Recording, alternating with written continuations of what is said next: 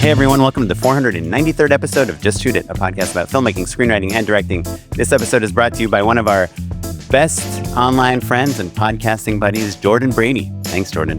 I'm Warren Kaplan. And I'm Matt Enlow. Today we've got Tom Morris and Carlyn Hudson back on the mic, two old pals, to talk through a conundrum. The big question, maybe one of the biggest questions we tackle on the show, and that is when to bite the bullet and just go make your feature. Yeah, right? When to just shoot it. It's funny because that is, you say we tackle it on the show, but we haven't really dove. We dance around it all the time, but like our buddy Tom is at a real crossroads where he has the opportunity to dive in, make a feature. He's got the inspiration, he's got the motivation, he's got a lot of the capital. But there are a lot of compelling reasons for him to not make that movie. A lot of the circumstances, yeah. But I noticed you wore your movies hat. Was that intentional because we're talking about movies? No, I just have two of them. And dude, I should get a commercials hat. Wouldn't that be so cool? That'd be good. It would be like a commercial for commercials, just wearing it. It's like commercial swag. Well, talk about a segue. We have a really incredible conversation that I can't wait for people to dive in on. It's like pretty personal, pretty meaningful, but I think there are some really huge themes that our listeners, like if you like this show, I think you're going to like this episode. Yeah. Basically. I think it kind of captures where we are in our podcasting career, which is like we've kind of figured out the filmmaking thing, but kind of still have no clue what the next step is. Yeah. So I'm excited for listeners, and I'm excited about hats too. Oh yes. Because my aim is to debut our new hats by our party on October 8th. How long do they take to ship? I hope I'm not. That's why I said I'm hoping to debut. Right. Okay. We've still been going back and forth on some designs, but there's some stuff here and there we got to lock in. We're almost there. 22 days till the event. Which event, you ask? October 8th. The event of the century, or maybe the month. October 8th, we're having a mixer, right? Are we calling it a mixer? You are. I'm calling it a party because I think that's a little cooler, but it's same. But a party implies... We're paying for the beer? Yeah. We're not paying for anything. We're not are we paying for anything? Some snacks? Maybe not. Snacks. Yeah, the snacks are a little tricky. Come hang out, right? The point is, this is an experiment in high reward, low risk events for us. We thought to ourselves, wouldn't it be fun to just have a party where a bunch of filmmakers come together and hang out and talk shop and connect with each other and grow a little bit of community. So Lawless Brewery in North Hollywood, October 8th. Come hang out. The event is free. If you go to events.justshootitpod.com, you can RSVP and let us know you're coming, basically, so we know how many chairs to set up or maybe how many we need to get rid of because there's only going to be standing room. Things are filling up. It's going to be a good turnout. It's going to be really fun. Bring your friends. Events. Also, if you can bring, for every two friends you bring, I would love for you to bring one enemy because I just think it'll make for a more fun mixer. Yeah, just kind of keep things in the mix. But I'm hoping we have some hats that we can peddle there as well. Yeah, so we're going to sell some hats, maybe give away some hats. Let's give away a hat. If we got one there, let's give it away. We're giving away free copies of Blackmagic's app for the iPhone. So the camera app. You mean the free really one? Awesome. Hey, those details don't matter, Matt. But no, seriously, I'd love to meet you all. If you could come, it would be great to see you. And if you can't come, you'll be dead to me forever. Yeah, it's funny. I got invited to a movie premiere on Monday, but like the stars of the movie, people that we've heard famous of. People. Yeah, sure. They're famous. They're not A-list, but they're B-list. And I was like... Is it the one I'm thinking of? I don't think so. Okay. It's like an indie film. Someone I know the DP. And he was like, you should come. And I'm like, going to Man's Chinese Theater, getting dressed, taking a shower. That's a lot of work. But going to a mixer, you don't even have to shower for this thing. Honestly, most of you won't. Just roll by after, talk to us, tell us what you're working on. We'll tell you what we're working on. You don't have to listen to you don't have to listen to us podcast or any of that junk. That's true. And let's have. How many drinks are you planning on having? I'm gonna have 2 beers. 2 beers. Yeah, that's what I was thinking. Yeah, 2 beers, and then I'll feel kind of crappy in the morning. And then you drive home. Yeah. Cool. Well, please come. Events.justshootitpod.com is where you can find out about it. You can also check out our Patreon, patreon.com/justshootitpod. Yeah, I want to say, you guys are just showing up for for the event, which is awesome. But not for the Patreon. Patreon is slowing down a little bit, guys. And like I said, I'm trying to figure out how to incentivize you. So patreon.com/justshootitpod is how you keep the show going.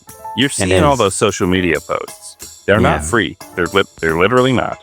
Lily gets paid. She's doing an incredible job bringing life force back into the show, keeping us excited, keeping us going. So throw us $1 or $2 just to line her pockets, because we are losing money on the show again. Yeah. I mean, but it's fine. Expected. They say the first 11 years of a podcast, you don't really see much profit. Anyhow, okay. Should we talk to our friends? Can't wait. I knew that you had a lot of kids, but 5 is bananas, especially 5 in Los under Angeles. 4 is many kids. It is But many you kids. must like it, so that's great. Yeah. We all have hobbies, and yours is raising children. That's right. Yeah. Yes. And I will say, when I was on the podcast probably 2 years ago, I had the 3 kids, and they had been on every commercial production I had done since they were born. And like literally, 19 they'd buy states. Tom like a business class ticket, and he would trade it for 5. Well, You didn't have to pay for every ticket, every seat then Yeah. at that point. When you Well, had a all the 2-year-old, kids were they just free. Right on your Yeah. lap. They were free, so it was an easy trade to say, hey, I'll forego my business or first class, get coach for everybody, and I'm really just paying for myself and my wife at that point.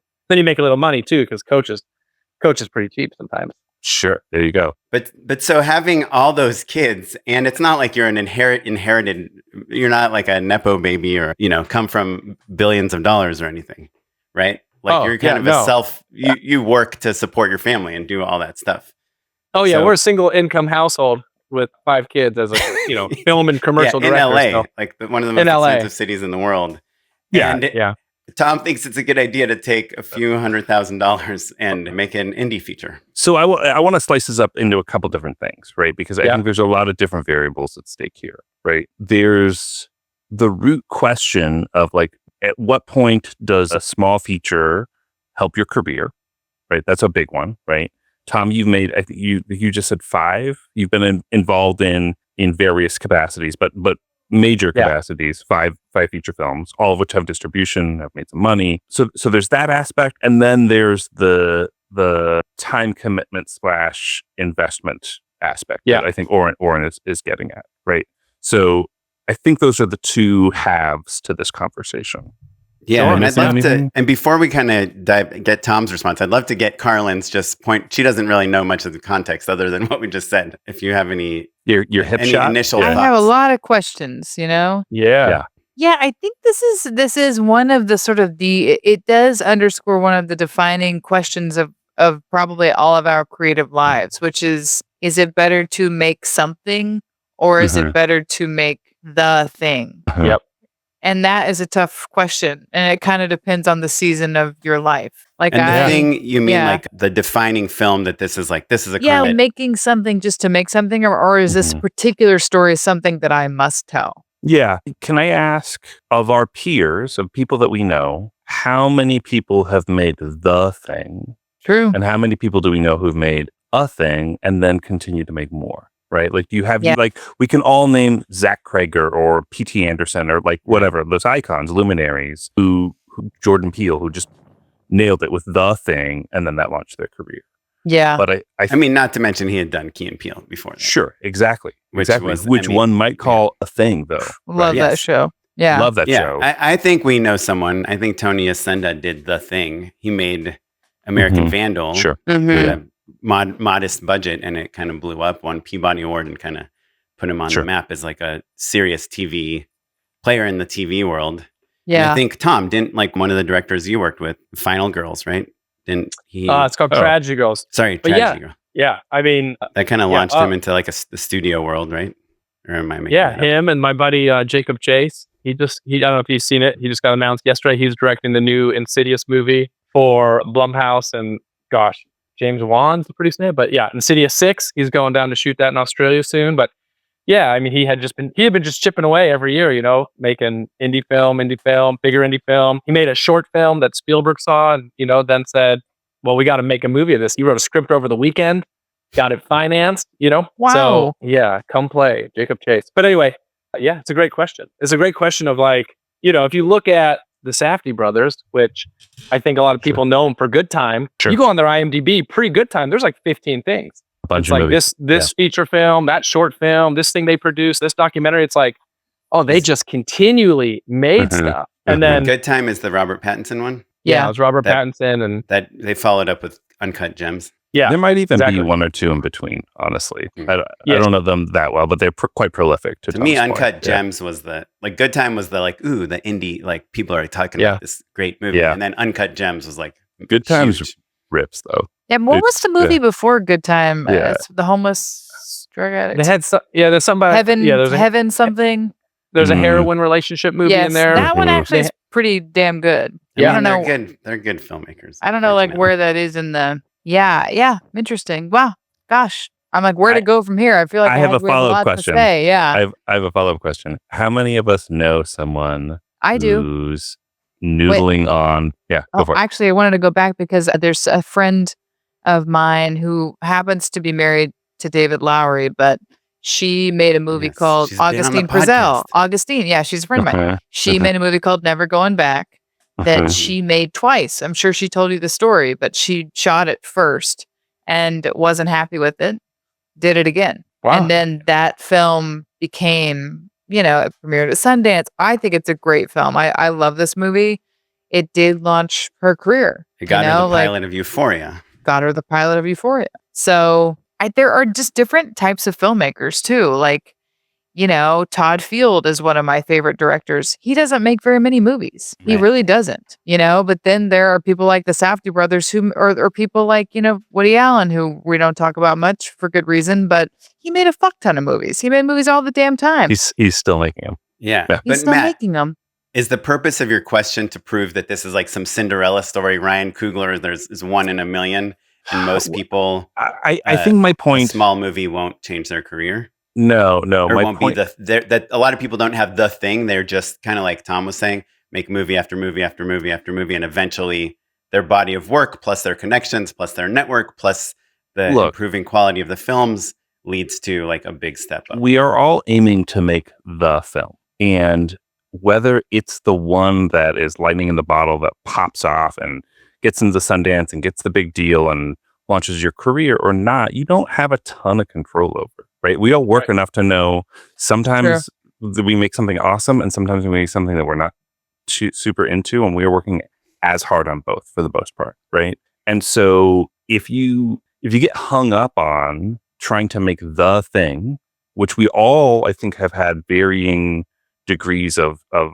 struggles with, myself maybe worst of all, right? And we certainly know people who are just like trying to get that short to be perfect before they send it to Sundance, or they're just, you just get stuck in in this perfectionism cycle that keeps people down is really the point I'm trying to make. Yeah. We've all been in LA for like, I think between 10 and 25 years at this point. And it's funny because I don't know a lot of people that are still trying to get that short perfect before they submit it to the festival. I feel like that's like first 5 years in LA type of people.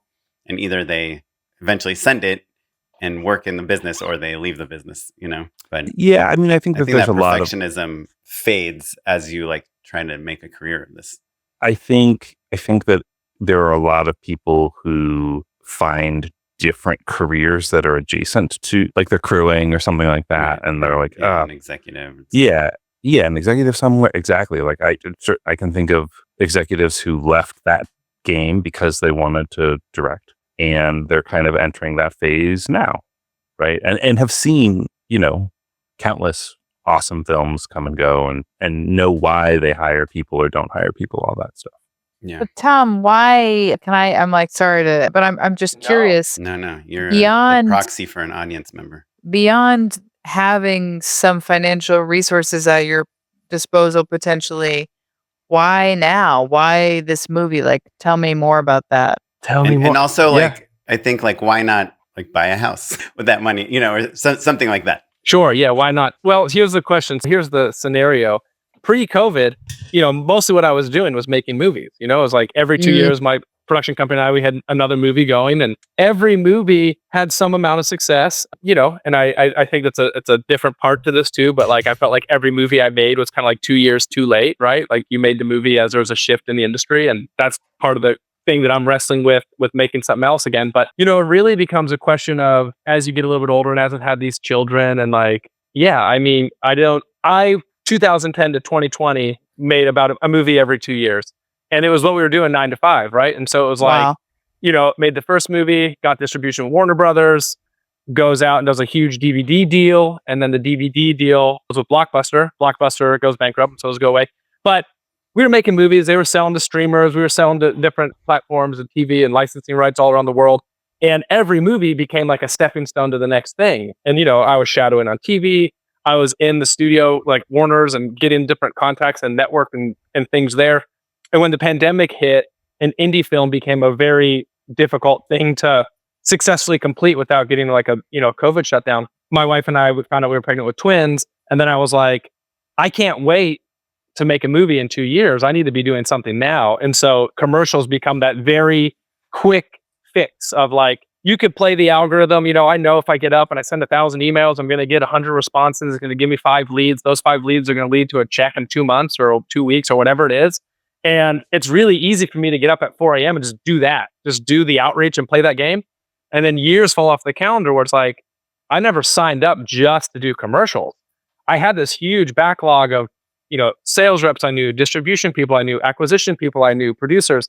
And then everyone kind of got in that little like blinders of the pandemic and how do you survive that, 5 years has gone by and I hadn't been writing or touching or doing anything. And so I had a really heartbreaking moment last year in the commercial world where I was developing a commercial campaign with a client and, had a good budget and it had like very fun scripts and they had like a very specific comedic tone they were going after.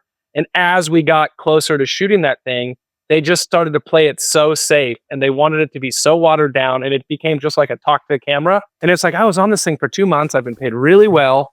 And then we finished shooting 4 days. And on a Friday, they're like, these cuts are due Monday to deliver Tuesday. And I thought, there's no way this is going to be good.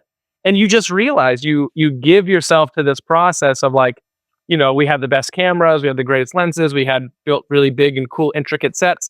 It's something I would never show anybody. And so I just had this trade-off where I'm like, I've put 2 months of my time into this thing I would never show anybody. I could still go back and watch, a short film I made in college and like respond to it in some way. And so that's where it's got my head turning. I'm like, if I just keep making excuses and wait for the thing, the thing I wrote 5 years ago to finally get that $10 million financing deal or the thing to get, whatever film package, how long do you wait for the thing to happen? And so I miss like when I was, when me and my production company were making stuff, we made our first movie. It was about $500,000. We got this big, cushy, theatrical day and date release thing. This is 2012, and that was like the thing to get, right? Like we're in 20 theaters nationwide. We're on iTunes everywhere and blah, blah, blah. And so we had like the $5 million movie ready to go. And, an investor that we were chasing down had some family things occur, and they're like, hey, it's not the moment for me. And so I was 23 years old. I'm like, that's it. I quit. I can't do film anymore. It's so tough. Like this investor I've been talking to for 7 months just backed out. And I was ready to go home. And my roommate that I was living with, big stoner, had borrowed someone's car, took it to a party. The window got broken into, the CD player got stolen. He was like, I'm leaving the car to get abandoned. And I said, you know what? Let's just write a movie about that. Let's write it today. We'll shoot it for $0. Got the script going. We got the thing. That movie's made more money than any of my movies. And that was a big learning lesson too, because it made money when it came out. It's called Oliver Stone. It got licensed to Hulu. We became on the popular page. It made money.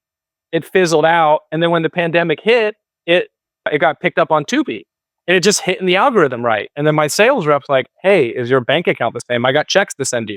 And I lived off this thing, 7 years later. And I thought, it's really interesting. In the moment, you can look at a movie and be married to like the $10 million sale at Sundance or the initial release, but you forget the trickle effect of owning these things outright forever. And, years later, we made a bigger movie called Tragedy Girls. And when that thing came out, some of those other films just got like a little residual play. And so that was the thing I just started kind of wrestling with. I was like, I keep waiting for someone to come over and finance my $5 million, comedy thriller crime thing. Who's going to do that? And so I was like, how many days am I going to be on set shooting something that no one ever sees, that just gets buried, before I just rip the Band-Aid off and make something? And so this conversation does have two parts. Another one, I had this conversation with Oren pre-new baby, where I said, look, I have this thing coming up. It's going to shoot in October. It'll pay well. What if I took that money and instead of having to give up 50% of it to taxes, what if I just went and shot a movie in November? And Oren's like, you're crazy. Still a thing? What's Can that? you still not pay taxes? I'm like, hold on, you need a new accountant if you think it's going to be 50%. But well, approximately, sure, yeah.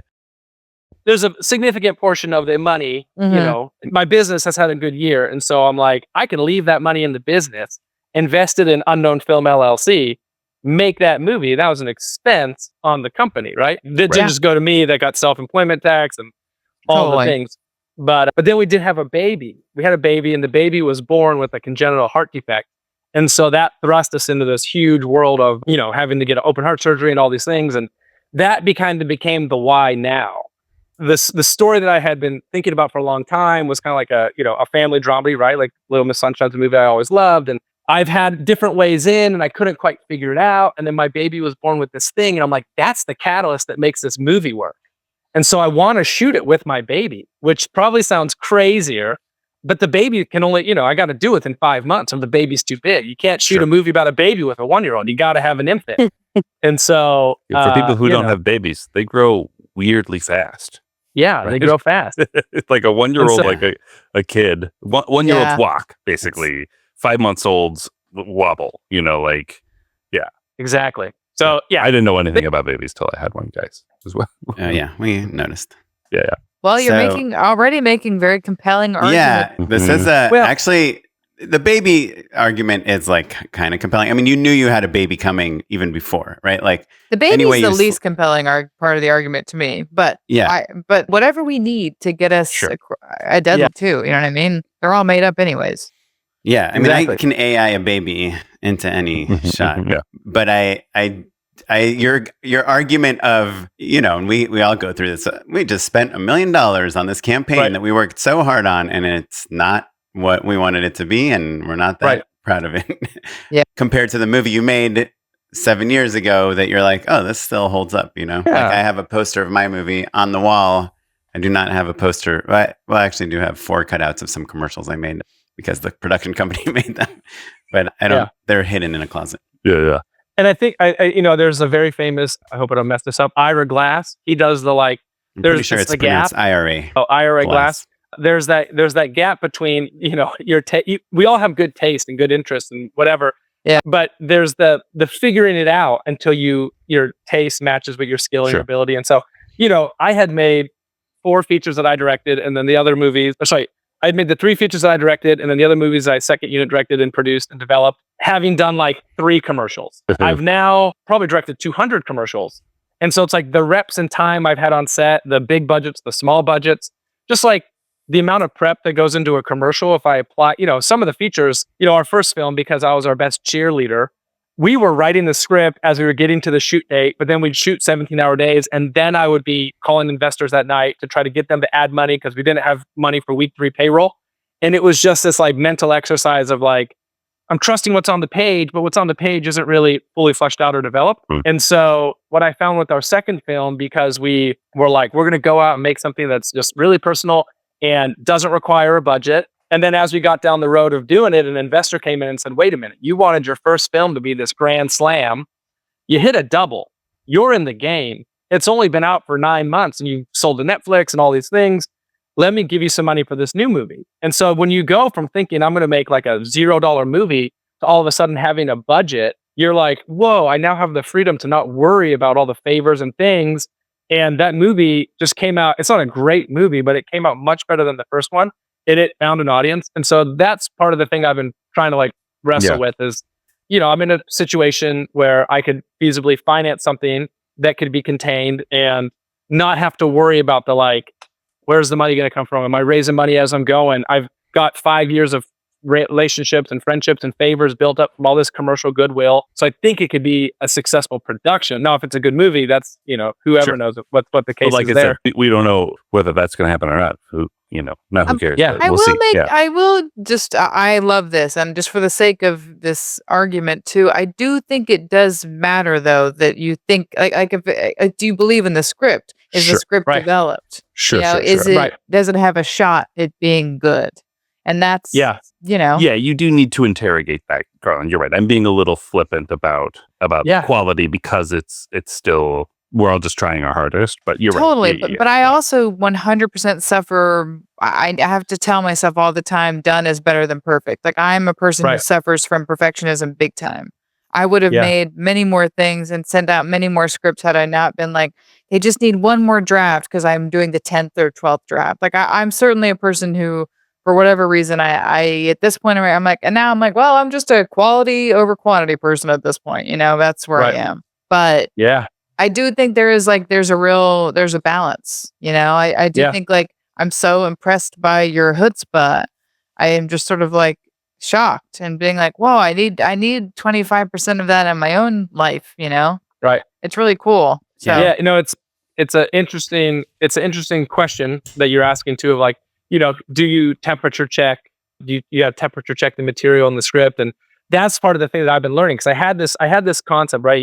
I was trying to come up with a road movie and I didn't really have like the catalyst of what happens. And so when my baby was born with this congenital heart defect, and there's some other things that make it sound very dark, which I won't go into, it put like the ticking time and the originality on the script.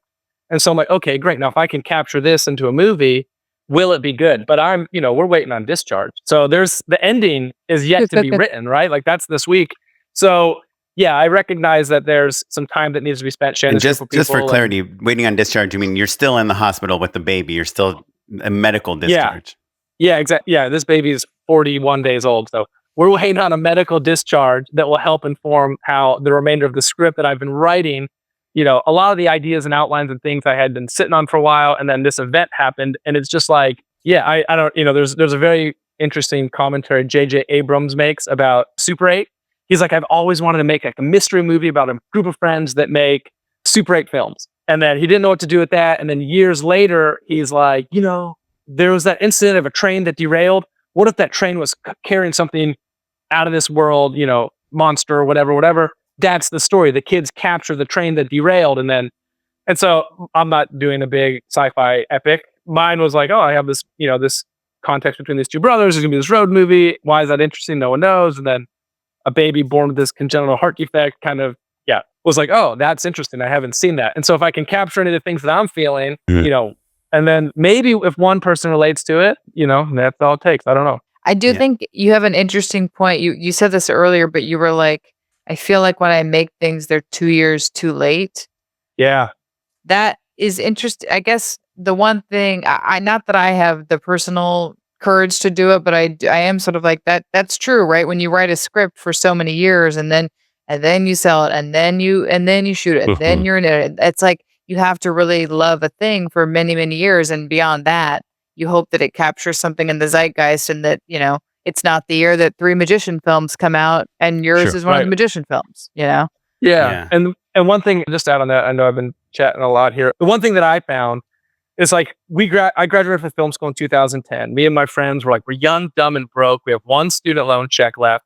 I was interviewing to be like an assistant editor for Discovery or something. And I was like, I could go log tapes and that could become 5 years of my life, assistant editing and then maybe editing. And I had no interest in reality. I was like, oh, I'm dumb now. What if we just gave ourselves one calendar year to make a movie? And so we started getting the ball moving and started, writing our business plan and putting things together. And at that moment in 2010, I was talking to a lot of people as producers that were like, oh man, yes, we made a little bit of money in theatrical, but when we did our TV licensing deal and we did our DVD deal, it covered $1 million or whatever it was. And so, we took 2 student thesis films we had and our script, and we started going to these distributors and people were like, if you make this script to that quality, we'll put you out on, we'll do the Walmart deal, we'll do the Blockbuster deal. And so we're like, that's amazing, sick. Using that letter, raise the money, get that deal. Blockbuster gets our movie 100,000 units printed. Sick. We're on the shelf in December. January 1, out of business. And so it's like, oh my gosh, it took us 2 years from 2010 to 2012 to do that. But then our movie ended up finding its legs. It got bought on Netflix. Netflix was taking up like 150,000 a year for like 3 years. So we're like, oh my gosh, that recouped our money plus our advance, blah, blah, blah.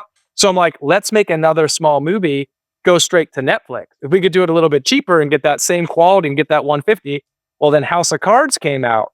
And then Netflix is like, why are we buying films? Why not make originals? Our acquisition person got let go. We have this original movie that we brought in for like 125, thinking we can make that 200. All of a sudden, the MGs aren't there. And so we're like, dang, but Hulu did a deal that was profit sharing.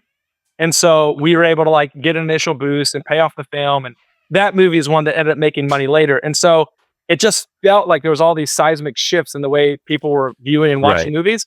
And that's the question I'm asking now is like, sorry, Matt, is if I start this movie now, even if I shot it before the end of the year, by the time it's done and does festivals and starts to come out, is AI just going to be the thing? Is it going to get buried in this brave new world of like... No, that's... I will say maybe.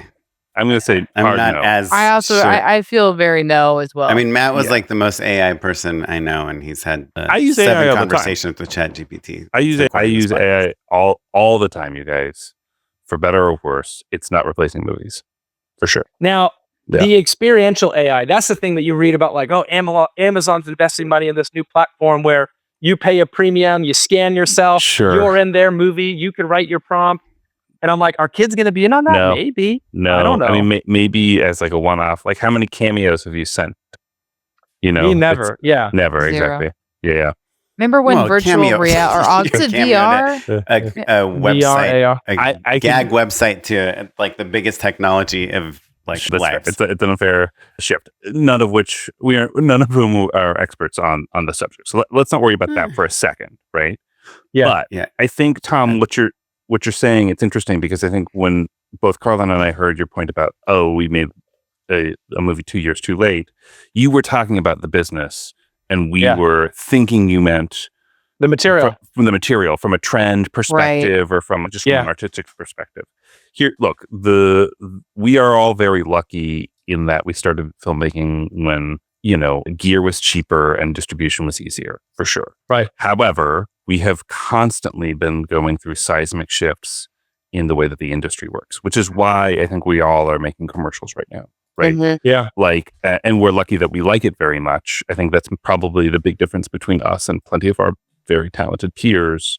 If you don't like it, you probably aren't going to cut it, right? Because it's too competitive otherwise. Yeah. I think though that there is still cachet in creating a film that people care about and are excited about, right? And that can help your career in real ways, bringing it back to the careerism of it all, right? So I think there's that. I think that's up for debate. I'd love to hear your thoughts. But the other thing, Tom, that you hit upon that I really wanted to highlight is this thing I've been thinking about a lot about longevity, long-term gains, right? Wealth, right? I posted this thing on LinkedIn a few weeks ago now, I guess, where a friend of mine, an art director, he was just incensed when someone said to him that creative is a blue-collar job. Right. And he's a pure advertising guy, just art director, really great work, really funny. We really clicked. It was so fun. But he was like just furious and motivated him to go do all this other creative work. And in the comments, I wrote up this little anecdote or whatever and talked about it a little bit. In the comments, somebody mentioned that there is a really crucial difference between filmmakers and advertisers in that regard. Right. If you are a working class creative in advertising, we don't get residuals. We don't get any longevity. We just get that paycheck and hopefully you invest it well and save your money and make a big enough bag that everything's okay. But if you're a filmmaker where you've got a film that has longevity, maybe it becomes a real piece of IP that people want to exploit in the future. That's the win. When we're talking about like Jordan Peele or something like that, the big wins, the hey, everybody come hang out on my yacht money comes from creating those big properties, right? Now, I think, Oren, you're probably going to say you can't make that property for $150,000.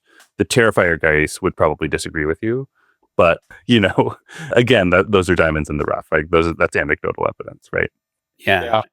I mean, I had a few thoughts. I agree with everything you're saying, Matt. And I do think Tom makes a compelling argument for maybe a little bit of, I don't know if it's just art, but just like making something that you're passionate about and that you're in control of as a filmmaker, which is, as commercial filmmakers, we've kind of given that up in exchange for money. But I guess my first thought, just kind of what Carlyn said about how it takes 2 years to make a movie. Yeah. You better be damn interested in you're lucky in your movie. And 2 I think years that is is why fast. I'm bearish on features, especially indie features, because I've done the 2-3 year thing, that we're still like literally today we're emailing about rights for Brazil, distribution rights, a movie I shot in 2009. It's like, I don't know that I want to spend like 2 to 3 years on something else unless it's like the thing. And because perfect is the enemy of done, like I don't think I'll find the thing, easily. But I guess to me, the really crazy thing is this, having 5 kids and being the sole breadwinner, like, because I have 2 kids and I just feel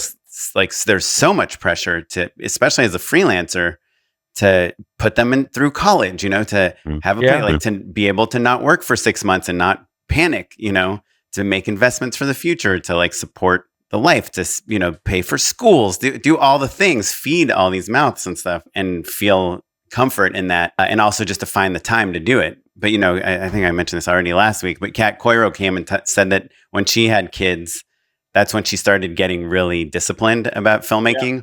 Because you realize you have such little time. I'm like, from 9 a.m. to 4 p.m., I get to do all my stuff. And that, and maybe the fact that you do have 5 kids and all these things you have to do makes you better at getting things done, and maybe that is like the connection of why I make the movie now, because you're in the mode of getting things done, and not just kind of hanging out. That's another part of it that is very real for me too, is that, right now, as we talked about on previous podcasts, right? Like I had all these small children, and as I'm doing these travel jobs, they've went on every one, and people have been like, "You're nuts. You're taking these kids on every job." And I'm like, "You are nuts." Yeah. But they, my kids, the kids have been to New York 10 times, and like they could walk from the hotel and get on the subway, and they're 3 years old. And I'm like, this is crazy. Like such learning experiences by doing this stuff. I feel like next fall they'll be going to school. And we're going to have to be a lot more locked down. And I think once you start into school, you're like, well, they're in kindergarten, man, what am I going to do about college? And you start, I feel like knowing my brain, I'm going to be like, now I need to start playing it safe. So I feel like I have this like 12-month window, this 1 year, like this last hurrah to be like, let's put because the kids are in the script and Oren's wife's playing the mom. But okay, make the movie. But the kids are all written into the movie. And I've been with them at the house between going to the hospital and the stuff, and like training them on their scenes and their lines. And I'm like, this isn't going to happen next year. Next year they're in school, and that just starts that next like locked in for 25 years of all these kids making it from kindergarten through 18, and then what's college going to be. So there's really this like last hurrah. I love this story about Bruce Springsteen, where he had his first 2 albums come out and like they were fine, middle of the road, and he's like, you're going to get Born to Run, and he went nuts with Born to Run. He's like, I'm going to get the best sounds, the best instrumentation, the best amp. And he poured everything into Born to Run. Yeah, and make it like the most personal thing he ever did. He's like, I don't care if no one listens to it because I'm done anyway. And that was his moment where it was just like, this, boom. And so that was the thing that hit me. I was doing like a little like interview, right, for jumping into a production company. And they're like, how did you get into this? And the thing that I fell in love with as a kid was I would make these movies and I would put them on a VHS tape, right? I'd edit it in my eMac, my little pre-iMac computer, and I'd edit the thing, get it on VHS, and I would go around my high school and show it to every class to be like, check out this movie. And then you get like 30 kids and they'd be like laughing because it's, poking fun at something in school. And I'd go room to room to room, and you'd have people like react to your movie. And so the one thing that I kind of regret with our previous films is we were so like distribution oriented. You don't realize that when you make a movie and it goes out nationwide, you're not watching anybody watch your movie. It's just playing in a dark theater with 1 person or 100 people or whatever. Now we have Letterboxd, which is like a weird little version of that, right? You get reviews from film nerds. Yeah. It's not the same. It's not the same. No, well, but the thing that I miss is like, I've never just made a movie and like, yes, we all, all my films we've submitted to Sundance, Tribeca, South by Southwest. We had a world premiere at South by Southwest with one of them. Bill Nye the Science Guy was there. It had a bidding war. It got bought. But all of the films had like pretty short festival runs because, we were just chasing the distribution, and you met somebody from the first movie that bought the second movie, and you just kind of like put them out in the world. And so I was like, you know what? I'm just going to separate myself from the financial gain of the film because it's going to be financed from, these commercials. I'm just going to make something that's like super personal and quirky and whatever dumb thing that I think I want to put in there. And then just try to take it to festivals for a year and watch people experience the movie. And then, I'm sure it'll get dumped on one of the AVOD things and probably make no money. But to just like get back to that thing that got me excited about it, of making stuff and showing it for people and then having people react and, have like a community around it, which I think can happen at film festivals. Again, like I haven't been to one in a long time. I hope they still exist. But yeah, I just feel like all the movies I made, I skipped that thing because I was so focused on the distribution. And you don't realize when you sell your movie to Europe, I'm not watching anybody watch that movie. It's just there. It's just playing. Yeah, probably it's at midnight, Olivier stoned now. Exactly. It's so funny that now that you've just told the story, Tom is like, whenever he directs a commercial, like a week later, he'll like send me a rough cut. He'll be like, here's the first cuts of this thing and this thing, this thing. And you've shot like 23 things this year or something. So you're always sending me cuts and you're like, how'd your thing come out? I'm like, it's okay. It's still a rough cut. I like never send you anything because I'm like the opposite. Yeah. I'm like so scared to show things until I feel like they're as good as they're gonna be, and then I usually send them out. I'm like, yeah, the music sucks on this, but here it is. Yeah. And you're just like, what? Here, just watch. Shot this. Yeah. And it is a good attitude, I think, to show your stuff as much as possible, even if it's like not every pixel that you were dreaming of. I'm curious about what Carlyn thinks, because I think, in terms of the spectrum of like, not to simplify things, guys, you all contain multitudes. But if Tom is on the side of like, hey, I'm going to go make my movie, and Oren is on the, hey, I'm going to shoot as many things so that I can send my kids to fancy colleges or whatever, right? Careerism versus idealism. Let's just make it super broad. I land somewhere in the middle, right? And only in this circle am I the least careerist person in the room. Do you know what I mean? Amongst my friends, I think, Carlyn, you probably have a similar sort of situation where it's like, oh no, we're the ones who went out and built commercial. Pragmatic. Yeah, there's pragmatism to it. So I'm curious, you've been absorbing a lot. Yeah. Yeah. And I do think, Carlyn, you bought a house 2 years ago? Yes. Like that kind of changes things. It does. Sure. Yeah. Sure. I was going to shoot. Okay, I'm gonna rephrase that. I am still hoping to shoot just a short this year, but I have not had as good of a year as Tom. I have a mortgage. I had a big injury, so I'm like in rehab from like tearing my ACL, and I find myself sort of like in a fearful place, and I don't want to make decisions from fear. And yet I'm like, so I just kind of go through, I've been like, for the money that I can put into the short, I go through my bank account and I'm like, okay, this is 6 months. And this is, okay, if my 401k is maxed out this year, I kind of have like a magic thing that I'm doing. And then I'm like, okay, this is the number that I can put in. It's not like quite enough yet to do the short at the level that I want to do. But then again, does that mean that I just don't do it? You know what I mean? Yeah. And then that sucks too. Well, my question is kind of related to that, because I know the numbers that Tom is thinking of making his feature for, and I know the number that Carlyn is thinking of making her short for, and they're not that far away from each other. Closer than I think everyone would. Yeah, I would say it's about a 10x maybe number, which I guess maybe makes sense. Maybe a feature is 10 times the length of a short. Yeah, I can say that the budget. Tom doesn't need to tell us the amount, but I can say for me, because it's just a short. But it's like the numbers that I'm between are like $35K to $50K. That's sort of like for 2.5 days. Yeah, it's like a very healthy budget for a short film. It's not a healthy budget. It's like me pulling favors. Right, but that's because you're comparing it to like a commercial budget, but compared to an indie film budget. Yeah, but my short not an indie film, an indie short budget. True, but I have like extras. There's like nudity. There's the locations are expensive. Like it's not unfortunately, it's not. I was like, oh, part of it's at a beach. I'll steal the beach. Then I'm like,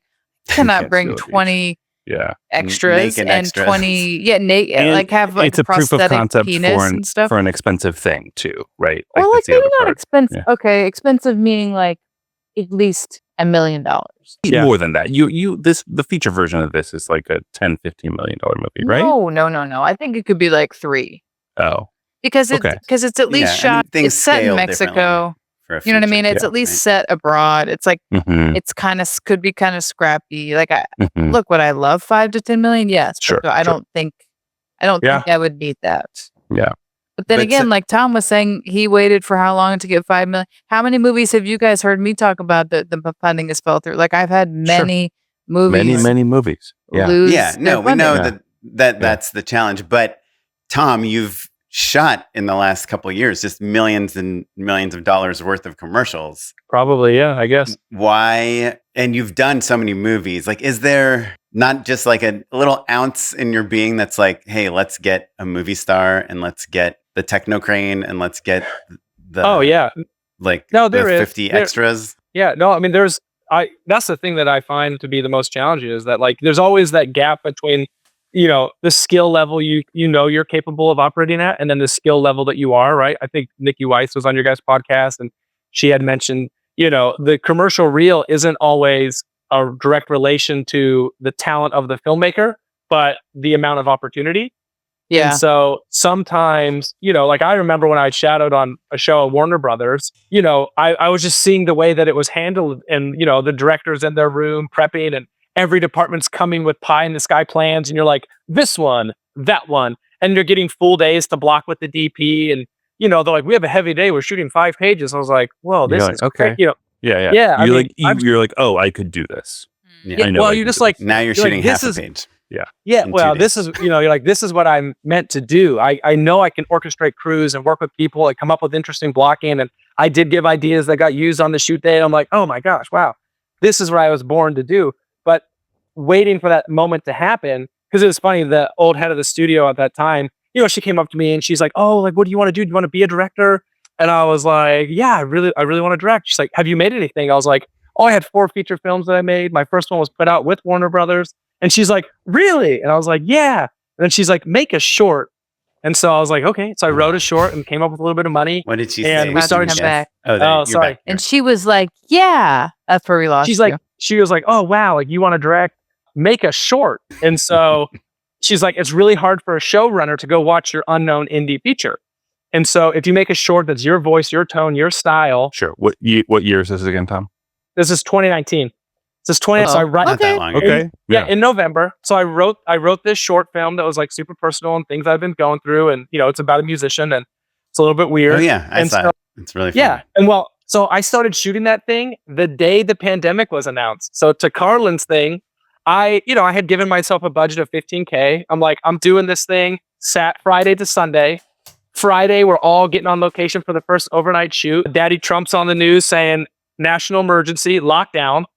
All the crew wants to stay. All the cast wants to leave. And I'm like, I'm going to pay everybody for the Oh, man. weekend. And we come back in 2 weeks when this thing's over. We finish the short. Nobody came back. 2 years later, in 2022, I had shot one scene. I'm like, I got to finish this thing. No one gives me deals. No one gives me favors. I spend the same amount of money again. But you To finished. finish This is the musician. Yeah.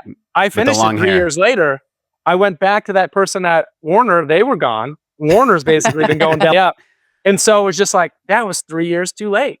Had Yeah. I finished that thing in 2019, I mean, well, the pandemic would hit. So Sure, I don't sure, think I sure. would have been a TV Sure. director. But to Oren's point, I know that I've gotten very good at making movies with 8 people on set and, the DP is operating, but I'm talking to the talent while setting flags. And, our first movie was $500,000. The biggest criticism, they're like, why do people give these guys $5 million to make a movie? I'm like, well, no one gave us any money. Thank you very much. We called farmers and teachers and, mechanics, and we raised the money ourselves and we shot it and it just looked good. And then the second movie was like $80,000 and everyone thought it was $1 million movie. And I'm like, okay, I've gotten really good at shooting movies with no budget. One day I'll get a budget. It's just never happened. And I've chased the budget a lot. I had a movie called Truck World that I've been developing for a long time. I had a little bit of my own money. Matt and I were texting about this. I had a smaller amount of money that I was going to put in for seed funding. I had an investor that would match me. We were going out for the bigger financing deal when the SAG strike happened. And then no one was attaching themselves to anything. And it's just like, and so Yeah. once the SAG strike came back around, that finance company, the executive was fired. And so it's Yeah. like, you're always going to run into that thing of people switching jobs and stuff. So And Yeah, also attachments, and Carlyn, you can speak to this. Attachments right now are rough. And Mm-hmm. also, like, it's not just What do like, you mean? Like it's hard to attach it's people, or they're not really, valuable? it's really, really hard to attach people right now. And then also, one person isn't enough. You really have to complete the package. It's got to be like, Yeah. oh, They're here's like Tom the whole Cruise, friggin' been there, movie. done that. Bring us someone else. Yeah. But Oren, I know you're being glib, but like all three of us have had famous people in our movies, like attached to our movies, and they didn't go. Yeah. Right. So it's like, to your point of like, oh, why not wait for the bigger budget with the famous people? And that's the answer, right? That's the answer. And so the question that just keeps circling around in my mind, and part of the reason why I wanted to have this conversation is really the question of like, can a film be, if we're not buying the lottery tickets of making a film every 2, 3, 4, 5 years, whatever it is, 5 years is too long, frankly. Right. But like, if we're not doing that all the time, then I don't know how to level up, and I don't know what opportunities financially, wealth-wise, we're leaving on the table, right? Or in your point, or Tommy, I think you said like, oh, when your kids start going to school, you're going to want to get to be safe, right? And like, I totally get that. And like, we're in that zone now where like we're talking to people about, private schools versus public schools, and we're going the consultation, and okay, well, if we move to this neighborhood, then our school will be better. All that future stuff is just like raining down on me, and I'm constantly thinking to myself, okay, my commercial career is going well right now. Am I leaving opportunities on the table by not making the feature? Because it doesn't feel safe right now. It feels unstable. It feels like a flyer, like a wild card. But maybe that's the thing that lets us all pop. Yeah. And that's the thing we love in the first place. Right. It is crazy how none of our parents were like worried about what school we went to. They're all like, here's a local school. See you at 10 p.m.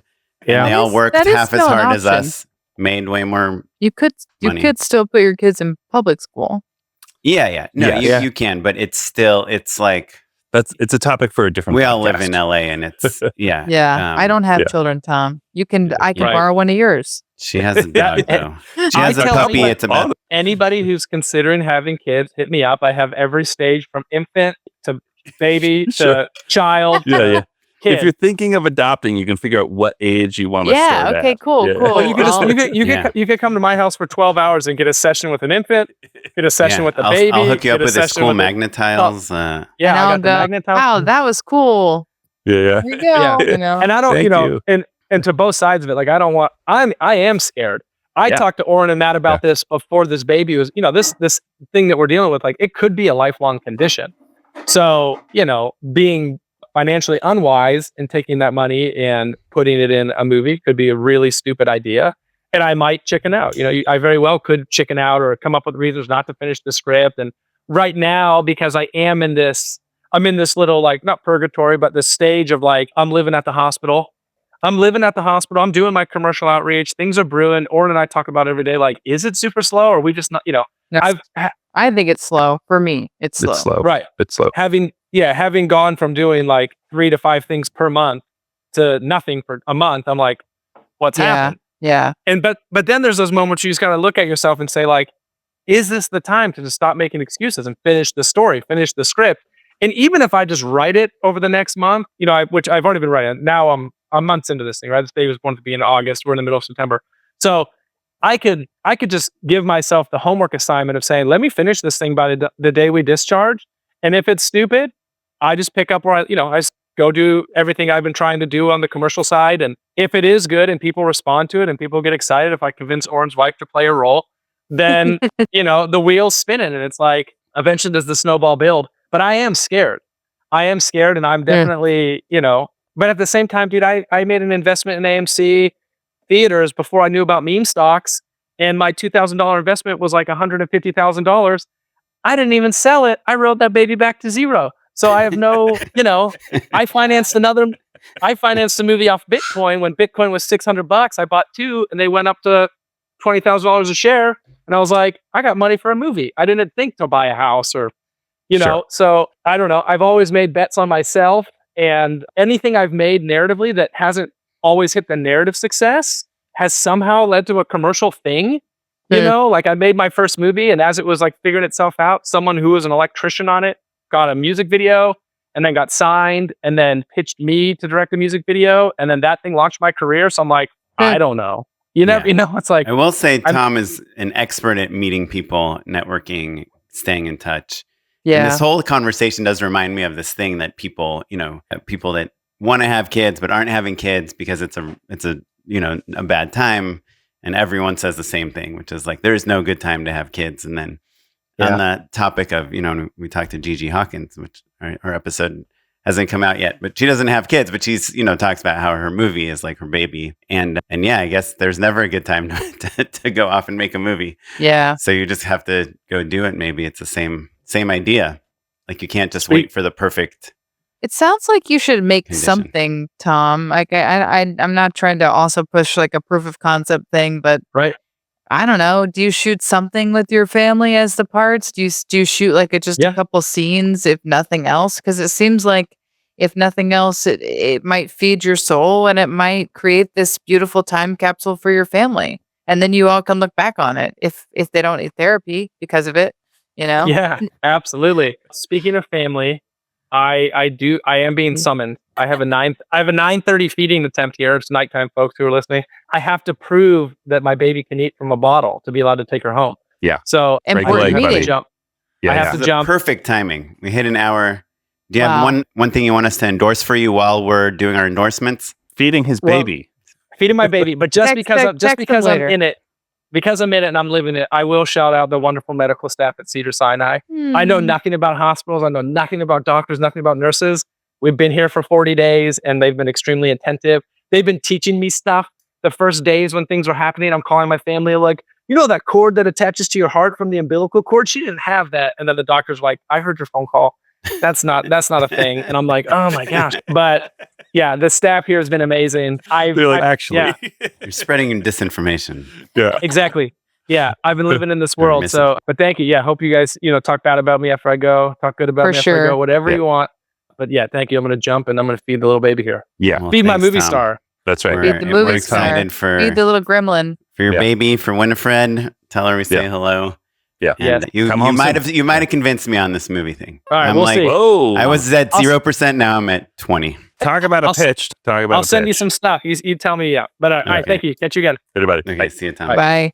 Carlyn, do you have a fascinating? Should we debrief before we endorse? Yeah. What are you? It is interesting that Carlyn is taking the proof of concept short route than the just jump in and make a movie, since you have made many shorts and many movies already. But I guess, I've only made one movie that I won't show anyone. The feature, the long distance one? No, that's a web series. Oh. Didn't it play in a film festival? South by Southwest? That one I show people. That's not a feature. I made a feature when I was 25 or something. That's the one that I don't really show people. The Big Spoon. Oh, yeah. Good name. Yeah. And it was followed by a big vagina short. No, a butt. A big ass. A nice big ass. I was like, what are you talking about? Sorry. No, actually, somebody else I know made one about a giant vagina. But yes, yours is about a nice ass, which is a large ass. It's large, but the size wasn't really part of the discourse or the title. But now it's you're a making human me feel size awkward about it. No, ass, it's an anthropomorphized ass. But with legs. No, I think it's just what an interesting. It's an interesting conversation, and of course, I want to know. Well, are you saving enough? Are you what is your sort of financial plan? And then do you feel like you can use that money responsibly to a degree? You know what I mean? Yeah. You want to plug that money, his numbers, into your spreadsheet to say, okay, well, if you've maxed out these savings options and these investment plans and you've got this runway, this is how much you have left over, is what you're saying. And basically. not even not even, look, I don't even care. Just more like, does he have 6 months plus for his, to feed his family? And if that's the case, and he has retirement money set aside for his family, then I think, sure, go for it. Why not? Yeah. I think one interesting thing is that the approaches to the filmmaking are kind of coming from opposite sides, which, and correct me if I'm wrong, but I think you have a vision in your head of what this movie looks like, what it feels like, what the tone is, comparable movies and things. And the way you want to make it costs a certain amount of money. You need extras. You can't steal the beach. You have camera moves. You have points of view. You want someone in the sand. You need a high angle. And the location is really important to me because that is it just tells so much of the story. So that's the one thing I'm trying to be like hold firm on. Right. Yeah. Whereas I think Tom is coming from the other side, right? He's like, I have a few $100,000 to make this movie. What do I do? Is it handheld road trip movie? Is it? I think that knowing a little bit about Tom's movie and much more about Carlyn's movie, it boils down to what's the root of the film, right? Mm-hmm. Carlyn, your movie is about people going to a place that's nice and expensive. And so if the place you're shooting at isn't nice and expensive, all of the film's credibility is out the window. That's it. Yeah. Right. So like you could go your world building in a way. Your world, yeah, that's it. Yeah. And Tom's approach might be a little more world Tom's discovery. hook is about this, like the hook is like, this filmmaker's family. Mm-hmm. Yeah, it's like emotional, and it's also they're playing themselves or a version of themselves, and it's this cast of beautiful blonde children, and there's between 5 and 45 of them. It's hard to tell, like that. So that's the thing that he's chasing, right? Yeah. What was that Ben Stiller movie David Gordon Green made with like just the kids in the neighborhood or something? Yeah, the recent Christmas movie. There was like a recent, what was that? It was not bad actually. You saw it? I did. To see it. All the kids are like the real kids, right? Yes, I think he met those kids and he was like, "Oh, these kids should be in a movie." Yeah. So look, I think that I don't think we answered the question ultimately, and I don't think we ever will. Of like, is not doing the movie the biggest mistake of his life, or is doing the movie the biggest mistake of his life? Right? And I'm being hyperbolic. Either way, he's gonna has a 50% chance of making the biggest mistake of his life. Sure, and don't we all? Right? Like not me. Play it safe. Just make small mistakes. But are you? That's what I'm worried about. Right? Like you're playing it too safe. Oren Kaplan loves commercials, and you're okay with not making a feature for a while.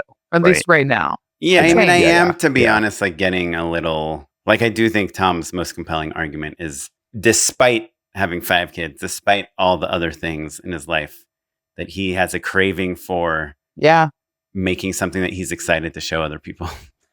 Sure. And you are excited about 1 in 10 of your spots, I would say, probably. Yeah, and even then it's like 30 seconds and you're still like, hey, Mom, look at my commercial. And it's like, oh, wow, that kind of looks like a commercial. The chicken looks great. Yeah. Or the worst is when they're so unimpressed by these amazing shots of chicken, My favorite is like, oh, you're still working on that one? Yeah. It's like, yeah. Well, my mom will always be like, cool, what else you got going on? I'm like, oh, my mom too. Like, 8 jobs in there, right? It's not looking good, huh? And I'm like, damn, lady. Moms are the worst. You're like, Mom, I'm killing it. I want you to know. I know. I'm like, Mom, I just did 3 shoots in a row in 3 weeks. She's like, okay, do you need any money? Are you guys doing okay? Yeah. I wish my parents had asked me for money. She's like, we don't have any, so I figured to help you save some. Oh no, when I ask them for money, they're not that excited to give. But yes, they're always worried about us.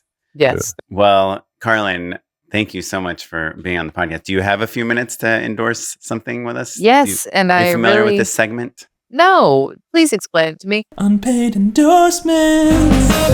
I'm going to endorse something that sits on my desk all the time. Do you guys know it's a brand of skin cream called Weleda? Do you know this brand? No. Oh yeah, that is that. Oh yes, skin food. That's really good. That's good This is the good stuff. This is the good stuff. You can use it on like anything. For your hands. Yeah, you can use it for anything. It's your lips. Yeah, you can run your lips. I could believe that. I think it was a Wirecutter recommendation. I get it in my stocking from my wife every year. It's a German and a little dab will do ya. Like you don't need a ton. Do you know what I mean? Oh, did Fred Flintstone just enter the chat? That was so precious. A little dab will do ya. You know what? Well, you know what's great about this product? A little dab will do ya. That's right. And that's what's great. But vitamin vegemin. No, it's kind of like it's a little sticky. Like like a lot of lotions I think are like pretty watery and like kind of spread out a lot. It's thick. It's thick and like but it does the trick for sure. Like so if you have sensitive skin or dry skin or like you like to garden, Weleda Skin Food is my recommendation. WELEDA. It's the best lotion for gardeners. It's really good. Carlyn backed me up. Carlyn, what you got? Well, so my wife has recently started this new job at like a sports media company. And so we've been watching a lot of sports content. And we watched this documentary recently called The Battered Bastards of Baseball. And it's on Netflix. Have y'all seen this? No. Oh. ironically, not ironically, that's the wrong word, but Todd Field, the filmmaker cool. I just referenced, is in it because it's about this Big guy. League. It's about, shoot, what's his name? Not Kevin Kline. Anyways, a famous guy. A baseball player? Yeah, no, a famous An actor. actor. Hold on. Bing Russell, Kurt Russell's father, buys a baseball team in Portland, Oregon. They're the only independently owned baseball team kind of ever since like the 40s or 50s. And Todd Field, as a child, is hired as their first bat boy. And it is such a heartwarming, like fabulous story. It's not like the best. It's not like the doc is, whoa, the filmmaking of this doc is so great, but it's such a great underdog story. And it's on Netflix. Bears of the baseball? battered bastards. Why can't I speak? The battered bastards of baseball. And it is a great little sports doc. All right. And it is 10 years old on Netflix. Do they talk about that's when Todd Field invented Big League Chew? Yes, they talk about Big League Chew. Yes, they talk about that too. Wait, and I'm like, serious? what? He was part of the. Is he credited as the inventor? He's like part of the inventor. He's a partial inventor of Big League Chew. Yeah. That's crazy. Wow. Like he still makes money on it, which is amazing. To your point of like why he doesn't make that many movies. I think he's got that gum money. Yeah. There you go. He's always stuck to his feet. He's a regular Wrigley. Anyways, it's just a great doc. So yeah, my 9-year-old has gotten really into Fruit by the Foot recently, which is so random. I'm like, I haven't heard of that for stuff like was 30 years. Awesome. Yeah. I on a dare once ate an entire Fruit by the Foot in one bite. Like I wrapped it up like a hockey puck. Or no, it was 9 feet. Doesn't seem that hard, but I'm glad you won the dare. It's Have hard. you ever Lady and the Tramp with Chrissy with the Fruit by the Foot? Not with Fruit by the Foot, but sure, all the time. My daughter is like, let's Lady and the Tramp. She does it all the time. Oh, really? That's cute. With all sorts of foods. Any food. With like salad, you're like, okay. Sure. Yeah. You're like, this is all right. Well, sure, a cereal. Anyway. Yeah. Cool. Well, that's good. Good. Kaplan, what you got, buddy? Two weird ones. First one is Alan Gwizdowski is a cinematographer Matt and I both worked with recently. He posted this Instagram video about how he gets rid of flies. You guys have flies at your house? Mm-hmm. Yes, one of those guns, the bug assault gun. Oh, you totally useless. I endorsed it and then unendorsed it on the podcast. You should have been listening to the show about 8 years ago, Carlyn. Sorry. Alex is going to be like, why is there salt in my wine? I know. It is the least. I literally have shot a fly point blank, like within less than an inch with the bug assault, and it just flew away and like laughed. Yeah, I don't think it's that good. Okay, continue. So Gwiz, this is not like a solution for a big fly epidemic, but if you're trying to get one fly, if you don't have a fly swatter on you, you're like trying to hit it with a towel or like hit it with your hand real quick and it flies away. So he did this thing on Instagram. He had a fly on his barbecue and he like on the top of the grill, or it wasn't on. It was like on the top of the lid. Sure. And be specific about where the fly was. Well, I just want to make sure that people don't think he like was eating flies on fire. Yeah. Okay. You'll have to watch the video for this to make sense. But he put his hand. Did you see this video, Matt? No. He put his hand on his forehead and then he just like got really, really, really close to the fly, like within like an inch of the fly, and the fly did not move. And then he hit it with his hand, and it worked. And I was like, what is this stupid thing he's doing? Like, what's the idea that like, because you're using your whole body, the fly just thinks it's like some giant thing coming and not like a scary hand. And since then, that was like 3 days ago I saw it. Since then I've tried it. I must have hand smashed at least 10 flies in my house. It's crazy. It just works. Yeah. We've got one right now. Yeah. And then just go as close. Weird. Like within an inch. So weird. And then just snap your hand. Shout it, Liz. That's very interesting. Okay. Well, Carlyn, if people want to follow you, what should they do? What's your address? Good luck. Their home address. I'm fast these days, so try keeping up. Carlyn Hudson. Carlyn. Carlyn. Yeah, Hudson. That's it.